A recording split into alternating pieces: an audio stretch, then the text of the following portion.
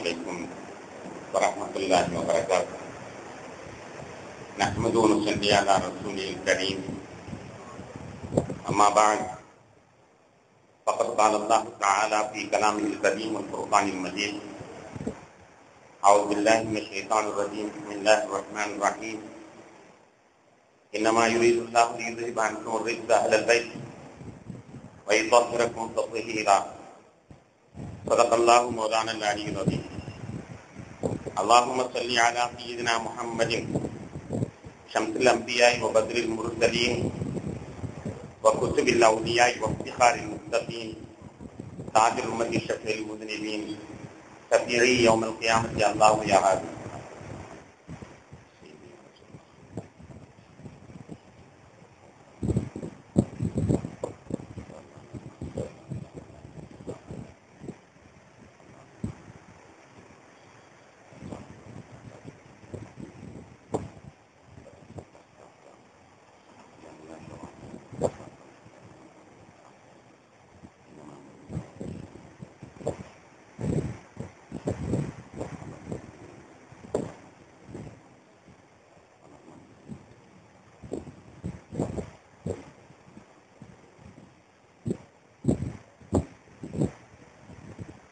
கணியத்திற்கும் மதிப்பிற்கும் மதித்தான பெரியோர்களே, சகோதரர்களே, அல்லாஹ்வின் பேருள்ளால் 8ஆம் நாள் தராவி தொழுகை நிறைவு செய்துவிட்டு நாம் அமர்ந்திருக்கிறோம்.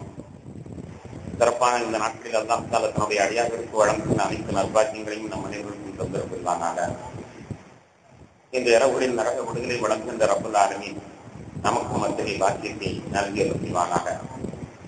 உலகத்தை அச்சுறுத்திக் கொண்டிருக்கின்ற பந்திக்காற்றினர் நோயிலிருந்து உலக மக்கள் அனைவர்களையும் பாதுகாத்திருப்பானாக. மக்கள் எல்லாம் பாவம் செய்வது என்று தீர்மானித்து விட்டாலும் ரப்புல் ஆலமீனாகிய யாரே, நீ கருணை கடலாக இருப்பதிலிருந்து நீ கொஞ்சமும் நடைமுடாதிருப்பாயாக. கணியத்திற்குரியவர்களே, ரசூல் நாயகம் ஸல்லல்லாஹு அலைஹி வஸல்லம் அவர்களுடைய வரலாற்று தொடரிலே அவர்களது மனைவிமார்கள் என்ற தலைப்பிலே சில செய்திகளை நாம் கருத்து பரிமாறிக்கொள்ள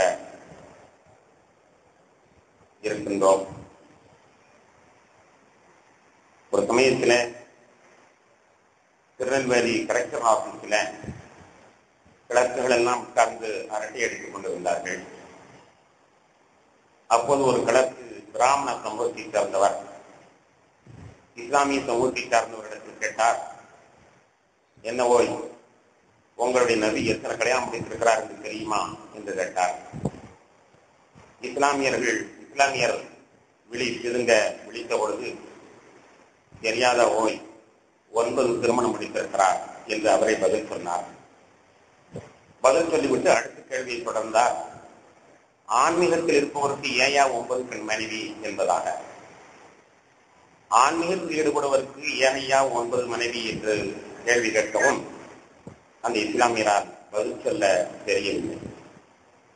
கணியத்திற்குரியவர்களே, சகோதர சமயத்தாரோடு பழக்கம் வைத்துக் கொண்டிருக்கின்ற நாம் அவர்கள் நம்முடைய மார்க்கத்தை பற்றி, நமது ரசூலை பற்றி, நம்முடைய குர்ஆனை பற்றி கேட்கின்ற சின்ன சின்ன கேள்விகளுக்காவது நாம் பதில் தெரிந்து வைத்திருக்க வேண்டும். அப்படி தக்க தருணத்தில் நாம் பதில் சொல்லாமல் போனால் தவறான எண்ணத்திலேயே அவர்கள் சென்று விடுவார்கள். அந்த நேரத்தில் அந்த முஸ்லிம் கிளாஸுக்கு பதில் சொல்லாமல் விழித்ததை அங்கு சமூகம் தந்திருந்த ஒரு நண்பர் எடுத்துரைத்தார். கணியத்திற்குரியவர்களே, கண்மணி நாயகம் ஸல்லல்லாஹு அலைஹி வஸல்லம் அவர்கள் ஏன் 9 மனைவி முடித்தார்கள்? சாதாரணமான ஒரு பதிலை சொல்லிவிடலாம். அன்னை கதீஜா ரலியல்லாஹு அவர்களோடு அவர்கள் 50 வயது வரை வாழ்ந்திருக்கிறார்கள். 50 வயது வரை 25 வயதிலிருந்து 50 வயது வரை வேறு பெண்ணை அவர்கள் மனம் முடிக்கவே இல்லை. ஒரு பெண்ணுடனேயே அவர்கள் வாழ்க்கையை நடத்தியிருக்கிறார்கள். அதோடு மட்டுமில்லாமல் தன்னுடைய குழந்தைகள் அனைத்தையும் அந்த ஒரு பெண்ணிடத்திலேயே பெற்றிருக்கிறார்கள். 6 குழந்தைகளுக்கு பெற்றிருக்கிறார்கள். 50 வயது வரை 6 குழந்தைகளை பெற்று ஒரு பெண்ணிடத்திலேயே திருப்திப்பட்ட அவர்கள் அதற்கு பின்னால் முடித்த திருமணங்கள் எல்லாம் ஆசைக்காகவா இருக்கும்? ஆசையாக இருந்தால் 50க்குள் தான். ஆனால் 50க்கு பிறகு மனையா முடிக்கப்பட்டதிலே ஆசைக்காக வேண்டியா இருக்கும். இது வேறு காரணங்களுக்காக வேண்டித்தான் மனம் முடிக்கப்பட்டது என்று சாதாரண ஒரு பதிலையாவது நாம் அங்கே சொல்லி இருக்க வேண்டும். அது சொல்ல தவறுகிற பொழுது மற்றவர்கள் நம்மை பற்றி தவறாக, நமது நாயகத்தை பற்றி தவறாக இடை போட்டுக் கொண்டு சென்று விடுவார்கள். அருமையான பெருமக்களே, ஏன் நபிகள் நாயகம் ஸல்லல்லாஹு அலைஹி வஸல்லம் அவர்கள் 9 திருமணத்தை முடித்தார்கள்? கதீஜா ரலியல்லாஹு அன்ஹா அவர்களுக்கு பிறகு 9 திருமணத்தை ஏன் முடித்தார்கள் என்பதை அறியக்கூடிய நிலையில இந்த சொற்பொழிவு தொடரை நாம் அமைத்துக் கொள்கிறோம். அன்னை கதீஜா ரலியல்லாஹு அன்ஹா அவர்கள் வஃபாத்தானதற்கு பின்னால் சௌதா ரலியல்லாஹு அன்ஹா அவர்களை பெருமானார் மணம் முடிக்கிறார்கள். சௌதா ரலியல்லாஹு அன்ஹா அவர்கள் அவர்களுடைய முதல் கணவர் சக்ரா இருவரும் சேர்ந்து இஸ்லாத்தில் தழுவினார்கள். இஸ்லாத்தில் தழுவி அங்கு கடுமையான தொல்லை தாங்க முடியவில்லை. ஏழைகள் என்றால் கொஞ்சம் அதிகமாக தொல்லைகள் கொடுப்பார்கள். எனவே இவர்கள் ஏழை, கடுமையான தொல்லை தாங்க முடியாமல் நபிகள் நாயகம் ஸல்லல்லாஹு அலைஹி வஸல்லம் அவருடைய ஆலோசனை பேரில அபிசீனியாவிற்கு நாடு கடந்து சென்றார்கள். அங்கு அபிசீனியாவில் வைத்து சக்கரா கணவர் வஃபாத்தாகிவிட்டார். வஃபாத்தான உடனேயே தனிமையில் அந்த அந்நிய நாட்டிலே அந்த பெண்ணால் வசதி ஏறவில்லை. சரி, மக்காவிற்கு நாம் திரும்பிடுவோம், என்ன இருந்தாலும் புருஷன் செத்த வேண்டும் ஒரு பரிதாபமாக இருக்கும், நம்மளை அடிக்கிறவங்க கொஞ்சம் குறைத்துக் கொள்வான் என்று எண்ணியவர்களாக புருஷன் செத்தவ இவ்வளவு போய் என்னத்தை தாக்குவது என்று நம்மை பற்றி அவர்கள் இரக்கமாக கழிவிறக்கமாக எண்ணுவார்கள் என்று அவர்கள் திரும்பவும் மக்காவிற்கு வந்து விட்டார்கள். ஆனால் மக்காவிற்கு வந்த பிறகு நோவினையும் தொல்லைகளும் அதிகமாகிவிட்டது. கேட்பார் யாரும் இல்லை என்று அறிந்த உடனேயே வருவோரெல்லாம் அல்லாஹ்வை ஈமான் கொண்டில அடிபடு என்று போவரெல்லாம் 2 சாத்தி சாத்துவார்கள், 2 திட்டு திட்டுவார்கள். அந்த அம்மாவோ பார்ப்பதற்கு ரொம்பவும் தடித்த உருவமாக, உட்கார்ந்தால் எழுந்திருக்க முடியாது, எழுந்திருந்தால் உட்கார முடியாது, கருமை படைத்த உருவமாக அவர்கள் இருப்பார்கள். ஈமான் தான் பசுமையாக உள்ளத்தில் இருக்கிறதே தவிர அவருடைய உருவம் சாதாரணமான ஒரு அழகான உருவம் அல்ல. அதனால் வருவர்களுக்கெல்லாம் அவர்கள் அடி வாங்கியே மிகவும் துன்பப்பட்டுக் கொண்டிருக்கிறார்கள். இந்த காட்சி கண்மணி நாயகம் ஸல்லல்லாஹு அலைஹி வஸல்லம் அவர்களுக்கு தெரிய வருகிறது. பெருமானார் ஸல்லல்லாஹு அலைஹி வஸல்லம் அவர்கள் மதத்தினுடைய தலைவர் என்ற பெயரிலே தன்னை கொண்டு ஈமான் கொண்டதனால் தானே இவ்வளவு பெரிய துன்பத்தை அந்த கிழவி அந்த அம்மா அனுபவிக்கிறார்கள் என்று பெருமானாருக்கு இரக்கம் சொல்லிவிட்டது. சரி, இதற்கு விடிவு என்ன? இந்த பெண்ணை மணந்து கொண்டால் தான் நல்லது என்று கண்மணி நாயகம் ஸல்லல்லாஹு அலைஹி வஸல்லம் அவர்கள் சௌதா ரலியல்லாஹு அன்ஹா அவர்களை மணந்து கொண்டார்கள். உலகத்தில் உள்ள எல்லா மூமின்களுக்கும் தாய், உம்மஹாத்துல் மூமின் என்ற அற்புதமான அந்த பேருக்கு சொந்தக்காரராகிய சௌதா ரலியல்லாஹு அன்ஹா அவர்கள் கண்மணி நாயகம் ஸல்லல்லாஹு அலைஹி வஸல்லம் மனைவியாக அவர்கள் மணமுடிக்கப்படுகிறார்கள். அழகுக்காக வேண்டியா, ஆசைக்காக வேண்டியா? எதுவும் கிடையாது.